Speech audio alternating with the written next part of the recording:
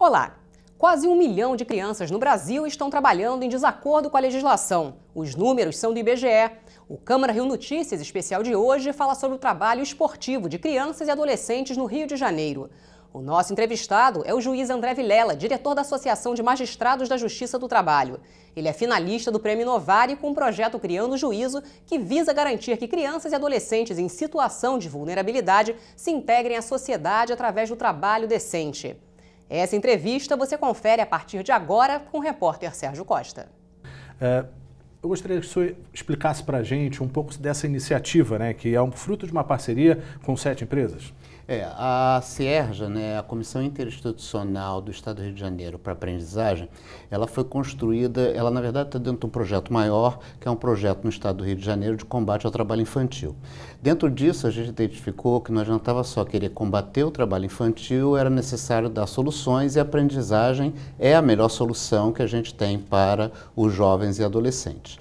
Dentro dessa perspectiva, levamos, a partir de um projeto que já existia dentro do DEGAS, e nós pegamos e ampliamos isso, e foi feita uma comissão que envolve a Associação dos Magistrados da Justiça do Trabalho da Primeira Região, a MATRA1, o Tribunal de Justiça do Estado do Rio de Janeiro, o Tribunal Regional do Trabalho da Primeira Região, envolve ainda a Defensoria Pública do Rio de Janeiro, o Ministério Público do Rio de Janeiro, o Ministério Público do Trabalho na Primeira Região e a Superintendência Regional de Trabalho e Emprego, que é a parte do Ministério do Trabalho aqui no Estado.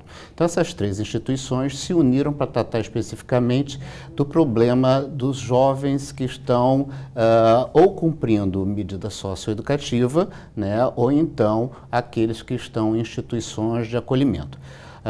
Esses jovens, na verdade, ficam sob os cuidados das varas de infância e juventude do Estado. Então, era necessário que as instituições conversassem para que nós, buscando transmitir as informações que temos na área trabalhista, pudéssemos levar para eles as ideias e aperfeiçoar.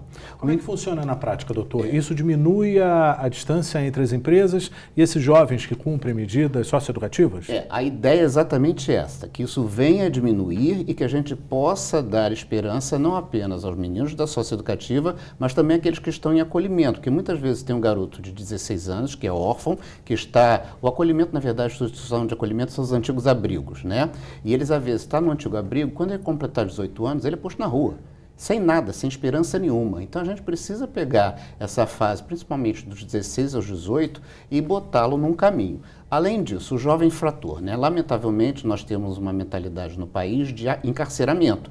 Encarceramento não resolve nada. Então, a gente também está levando para dentro do sistema a ideia de dar esperança para mudar a realidade desses jovens, e permitir que eles tenham alguma outra perspectiva. O caminho, exatamente, é fazer com que as empresas cheguem mais fácil nesse tipo de jovem. Qual que é a essência do Criando Juízo?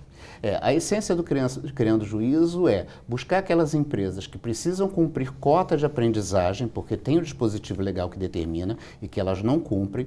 Não interessa ao Ministério do Trabalho, à Superintendência Regional, apenas aplicar multa. A gente quer que sejam ocupadas as vagas, e fazer com que essas vagas sejam destinadas exatamente a esses jovens e adolescentes que têm maior carência, estão em vulnerabilidade. O senhor acredita que as empresas estão caminhando para esse fim ou elas preferem ainda pagar a multa?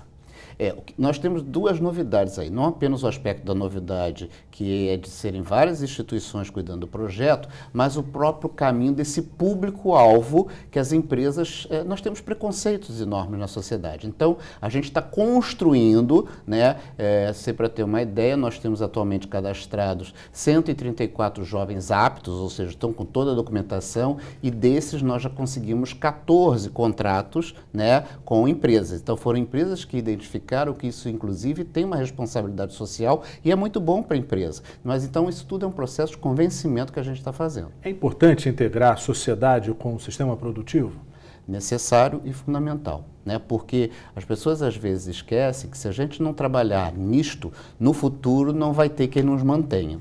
Na prática, o que o senhor acredita que isso pode gerar para as futuras gerações? O que a gente espera e o que a gente luta constantemente é lembrar que educação é fundamental. Sem pensar em educação, não vai ter país que continue bem.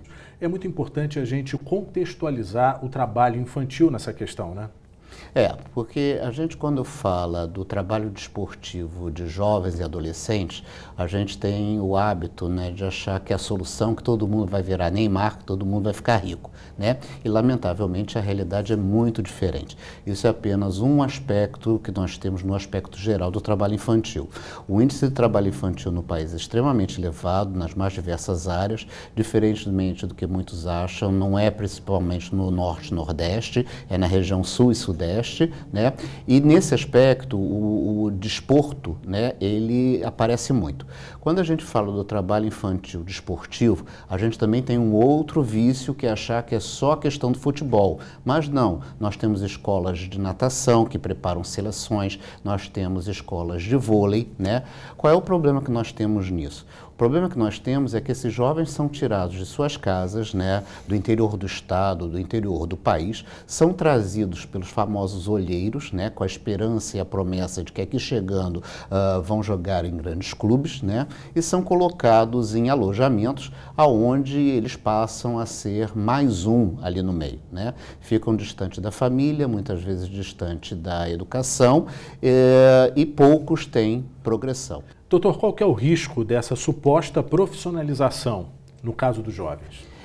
Vamos contextualizar, porque a promessa da profissionalização, ela existe e pode acontecer. O que a gente fala e critica, e por isso a colocação do risco, né, é porque muitos são trazidos, mas poucos efetivamente irão ter destaque. Na seleção brasileira agora, a gente até tem 2 que estão em destaque, porque eles vieram da base, né? Mas se você puser uma peneira, eles foram assim pinçados, são poucos casos.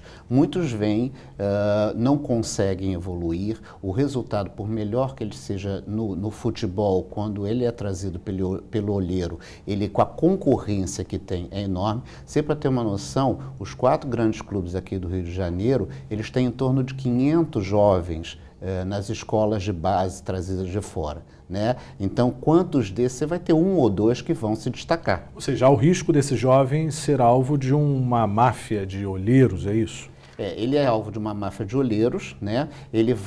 Pode ser até que ele venha a continuar jogando em alguns outros times, né? Mas com certeza não com aquela perspectiva que toda a família empenhava, né? E, no entanto, ele vem para cá, são 14 horas de treino, não tem o estudo, tem todos os desdobramentos. O que é a violação nessa área?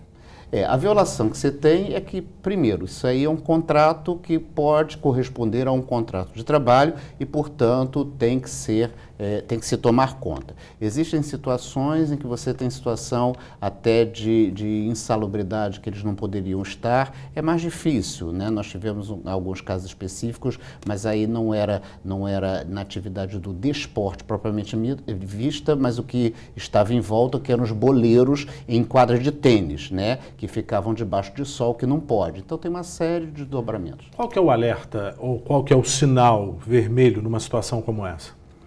O sinal vermelho, na verdade, nós também não queremos combater o esporte, porque o esporte tem que começar desde cedo, né?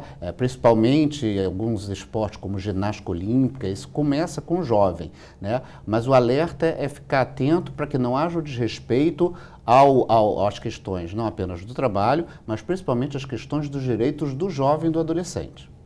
Onde que a família pode observar algum tipo de irregularidade? Quais são os sinais mais comuns? A primeira coisa que a gente costuma falar com a família, não percam contato com o jovem, né? Porque boa parte deles está distante da família, então nós falamos, não perca contato com o jovem, aspectos sob o ponto de vista psicológico, em alguns ambientes há casos até de assédio, né, pedofilia, né? Então, quer dizer, mantenham contato com seus filhos sempre, né? Tentem conversar, tentem descobrir e vão tentando puxar para ver como é que está o cumprimento das questões. Muito obrigado, parabéns pela iniciativa. Voltamos ao estúdio.